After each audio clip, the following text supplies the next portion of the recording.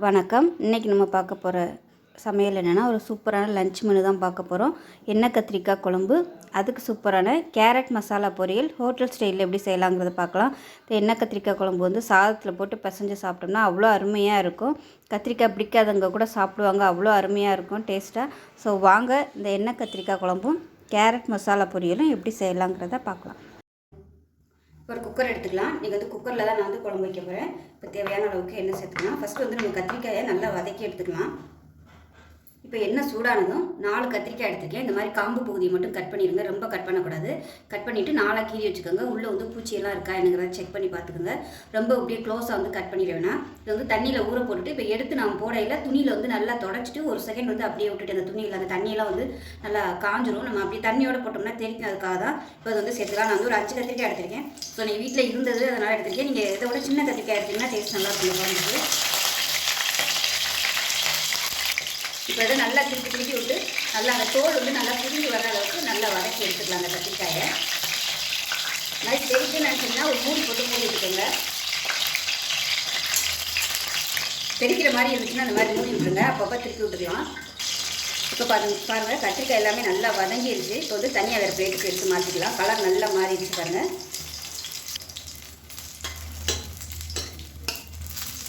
வெள்ளை கத்திரிக்காய்னு சொல்லி ஒன்று இருக்கும், நல்லா குட்டி குட்டியாக, அந்த மாதிரி கத்திரிக்காய் வந்து யூஸ் பண்ணுங்கள். எப்பயுமே இந்த மாதிரி எண்ணெய் கத்திரிக்காய்க்கு குட்டியாக உள்ள யூஸ் பண்ணிங்கன்னா தான் நல்லாயிருக்கும். ஸோ நீங்கள் வேறு வழி இல்லை, இதுதான் இருந்துச்சு. ஸோ இதை வச்சு நீங்கள் குழம்பு வைக்கலாம் அப்படிங்கிறதுக்காக அந்த கத்திரிக்காய் வந்து நான் எடுத்துகிட்டேன். இப்போ பாருங்கள் தனியாக எடுத்தாச்சு. இப்போ அதே எண்ணெயில் ஒரு பிரியாணியில் சேர்த்துக்கலாம். ஒரு சின்ன துண்டு பட்டை, 2 கிராம்பு சேர்த்துக்கலாம். 1 டீஸ்பூன் சோம்பு சேர்த்துக்கலாம். கருவேப்பிலை கொஞ்சமாக சேர்த்துக்கலாம். இது கூடவே பூண்டு பல் பார்த்திங்கன்னா நல்லா குட்டியாக எடுத்துருக்கேன். இது கிட்டத்தட்ட ஒரு 20லேருந்து 25 பூண்டு பல் இருக்கும், அதை சேர்த்துக்கலாம். இதோடவே ஒரு 5 பச்சை மிளகாயை 2ஆக கீறிட்டு சேர்த்துக்கலாம். நல்லா ஒரு 2 கைப்பிடி அளவுக்கு சின்ன வெங்காயமும் பெரிய வெங்காயமும் கலந்து எடுத்துட்டு அதையும் சேர்த்துக்கலாம். நார்மலாக சோம்பு வெந்தயமும் மட்டும் நீங்கள் தாளிப்பு கொடுத்துட்டு இந்த குழம்பு வைக்கிறதுனால வைக்கலாம். இந்த மாதிரி பிரிஞ்சி இலையும் பட்டை கிராம்பு சேர்த்து பண்ணும்போது அதுவும் நல்ல மசாலா டேஸ்ட்டோட எண்ணெய் கத்திரிக்காய் குழம்பு நல்ல டேஸ்ட்டாக இருக்கும்.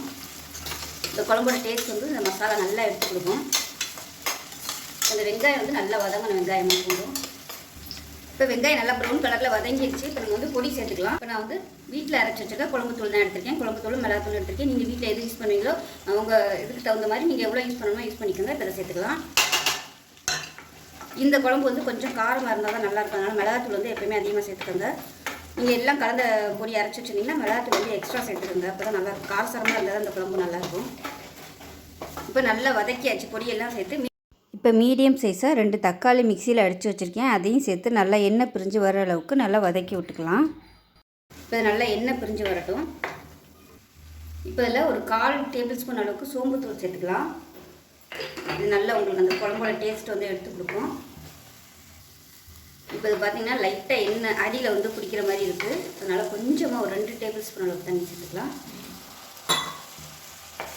இந்த மாதிரி சில்வர் குக்கரில் பண்ணும்போது அடியில் வந்து ரொம்ப பிடிக்குது. நார்மலாக கடையில் பண்ணோம்னா அந்த அலுமினியத்தில் பண்ணோம்னா அந்த மாதிரி அடி பிடிக்காது. பிரியாணியே பண்ணாலும் இதில் வந்து அடி பிடிக்கும். சின்ன பன்னோட்டில் வச்சு பண்ணோம்னா அது அடி பிடிக்காது. இது நல்லா எண்ணெய் பிரிஞ்சு வரட்டும். இது பதிலாக தண்ணி பதிலாக நீங்கள் எண்ணெய் சேர்க்கறதுனாலும் சேர்த்துக்கலாம். இப்போ மசாலா நல்லா வதங்கி எண்ணெய் விட ஆரம்பிக்குது. இப்போ நம்ம வதக்கி வச்சுருந்த கத்திரிக்காய் வந்து இதோட சேர்த்துக்கலாம். சேர்த்துட்டு இந்த மசாலா கொஞ்சம் ஏறுற அளவுக்கு நல்லா பரட்டி விட்டுக்கலாம். ரொம்ப சாஃப்டாக ஹேண்டில் பண்ணணும், இல்லைன்னா உங்களுக்கு கத்திரிக்காய் முழுசாக கிடைக்காது. இப்போ வந்து உப்பு சேர்த்துக்கலாம். இப்போ தேவையான அளவு உப்பு சேர்த்துக்கலாம். இப்போ கத்திரிக்காயை சேர்த்து நல்லா வதக்கியாச்சு. இப்போ தண்ணி சேர்த்துக்கலாம். நார்மலாக எப்பயும் சொல்கிற மாதிரி சுடு தண்ணியாக சேர்த்துக்கோங்க. நல்லா கலந்து விட்டுடலாம்.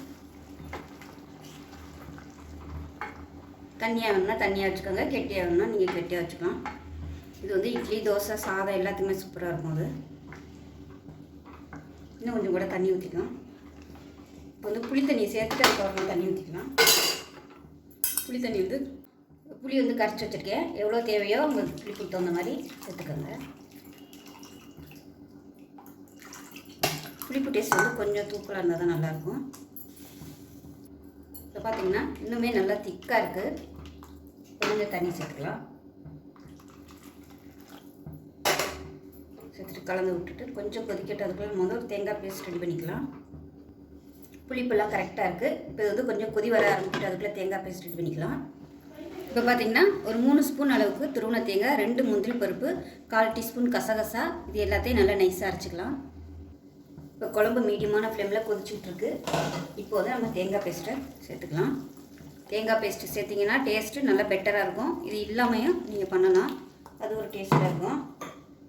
ஆனால் அதை சேர்த்திங்கன்னா தான் உங்களுக்கு டேஸ்ட் வந்து நல்லா முழுமையாக கிடைக்கும். கலந்து விட்டுலாம். இப்போவே பார்க்க சூப்பராக இருக்குது பாருங்கள். இப்போ நம்ம இதை மூடி வச்சிடலாம். மூடி வச்சுட்டு மீடியமான ஃப்ளேமில் அடுப்பு நல்லா குறைச்சி வச்சுக்கோங்க. மீடியமான ஃப்ளேமில் ஒரு 3 விசில் விட்டுட்டு ஸ்டீம் போனதுக்கப்புறம் பார்க்கலாம். இப்போ குழம்பு எப்படி இருக்குன்னு பார்க்கலாம். பாருங்கள் நல்லா அருமையாக வந்துருச்சு. கத்திரிக்காயும் அதே சமயம் நல்லா அப்படியே சாஃப்டாக இருக்குது பாருங்கள். சூப்பராக வந்துருக்கு. நல்லா அப்படியே குழஞ்சி வந்துருக்குது. அதே சமயம் உடையில அப்படியே முழுசாக அப்படியே இருக்குது. இந்த மாதிரி தான் இருக்கணும். ரொம்பவும் குழஞ்சிருச்சுன்னா நல்லா இருக்காது. ஸோ அவ்வளோதான், சூப்பரான எண்ணெய் கத்திரிக்காய் குழம்பு ரெடி ஆயிடுச்சு. கரெக்டான அளவில் இருக்குது. அவ்வளோதான், தனியாக எடுத்து வச்சுட்டு இப்போ கேரட் வந்து பண்ண ஆரம்பிச்சிடலாம். இப்போ ஒரு பேன் வச்சுக்கலாம். தேவையான அளவுக்கு எண்ணெய் விட்டுக்கலாம். எண்ணெய் சூடாகும். 1 டீஸ்பூன் கடுகு, 1 டீஸ்பூன் உளுந்து, கொஞ்சமாக ஜீரகம், இப்போ கருவேப்பிலை சேர்த்துக்கலாம். காரத்துக்கு தேவையான அளவுக்கு பச்சை மிளகா ஒரு 3 சேர்த்துக்கலாம். அதோட பொரியல் வெங்காயம் சேர்த்துக்கலாம். வெங்காயம் வதங்கிடுச்சு. இப்போ துருவன கேரட்டை சேர்த்துக்கலாம். சேர்த்துட்டு கடலைப்பருப்பு வந்து ஒரு 3 டேபிள் ஸ்பூன் வேக விட்டு எடுத்து வச்சுருக்கேன். இன்னும் வந்து அந்தளவுக்கு சரியாக வேகலை, ஒரு 3/4 பதம் வெந்திருக்கு. இப்போ இந்த கேரட்டோட சேர்த்துட்டோம்னா மீதி வந்துடும். ரொம்பவும் குழைய விட்டுறக்கூடாது கடலைப்பருப்பு. ஸோ வந்து நல்லா கலந்து விட்டுக்கலாம். உப்பு சேர்த்துக்கலாம். இப்போ நல்லா பரட்டியாச்சு. தண்ணி வந்து தெளிச்சாப்பில் விட்டுக்கலாம். கேரட் வந்து எப்போயுமே சீக்கிரம் வெந்துடும். தெளிச்சு விட்டுட்டு மூடி விட்டுக்கலாம். இப்போ இந்த கேரட்டுக்கு ஒரு மசாலா ரெடி பண்ணிக்கலாம்.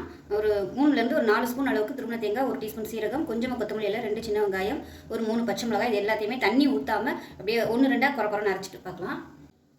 இப்போ கேரட் எப்படி இருக்குன்னு பார்க்கலாம். கேரட்டு நல்லா வெந்துருச்சு. அப்புறம் வந்து அரைச்சி வச்ச மசாலா வந்து தேங்காய் மசாலா சேர்த்துக்கலாம். இந்த மசாலா தான் இந்த கேரட் பொரியலுக்கு நல்ல ஒரு டேஸ்ட் கொடுக்கும்.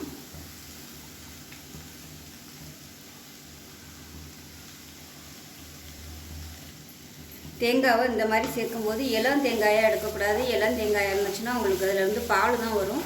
நல்லா பருப்பு தேங்காயாக எடுத்திங்கன்னா தான் உங்களுக்கு அந்த தேங்காய் வந்து நல்லா அப்படியே பொடி பொடியாக உதிரியாக வரும். நல்லா பரட்டி விட்டுட்டு அமர்த்திடலாம். இப்போ நமக்கு அருமையான கேரட் மசாலா பொரியல் ரெடி ஆயிடுச்சு. இப்போ பாருங்கள், அருமையான கத்திரிக்காய் குழம்பும், அதாவது எண்ணெய் கத்திரிக்காய் குழம்பும் கேரட் பொரியலும் ரெடி ஆயிடுச்சு. இது இன்னும் கொஞ்சம் கெட்டியாக வச்சிங்கன்னா கத்திரிக்காய் கெட்டி குழம்பாயிரும். நான் வந்து கொஞ்சம் தண்ணியாக வச்சுருக்கேன். சூடு பண்ண கரெக்டான அளவில் வந்துருங்கிறதுக்காக நான் அந்த மாதிரி பண்ணியிருக்கேன். உங்களுக்கு நல்லா இன்னும் கெட்டியாக வேணும்னு நினச்சிங்கன்னா தண்ணி கம்மியாக ஊற்றிக்கோங்க. மற்றபடி இதே ப்ராசஸ் தான். ஸோ அவ்வளோதான். இந்த வீடியோ பிடிச்சிச்சின்னா லைக் பண்ணுங்கள், கமெண்ட் பண்ணுங்கள், சேனலை சப்ஸ்கிரைப் பண்ணுங்கள், பக்கத்தில் உள்ள பெல் பட்டனையும் ப்ரெஸ் பண்ணுங்கள். நன்றி.